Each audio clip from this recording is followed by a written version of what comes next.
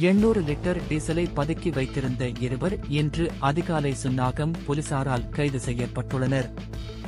ஏழாலையைச் சேர்ந்த இருவரும் அதிகளவான டீசலை அதிக விலையில் விற்பனைக்காக பதுக்கி வைத்திருப்பதாக சுன்னாகம் போலீஸ் பொறுப்பதிகாரிக்கு கிடைக்கப்பெற்ற இரகசிய தகவலின் அடிப்படையில் இந்த கைது நடவடிக்கை முன்னெடுக்கப்பட்டது.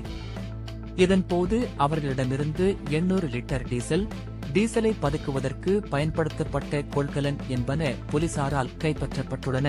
கைது செய்யப்பட்ட சந்தேக நபர்கள் இருவரையும் மல்லாகம் நீதிமன்றத்தில் முற்படுத்துவதற்கான நடவடிக்கைகளை போலீசார் மேற்கொண்டு வருவதாக சுன்னாகம் போலீசார் தெரிவித்தனர்.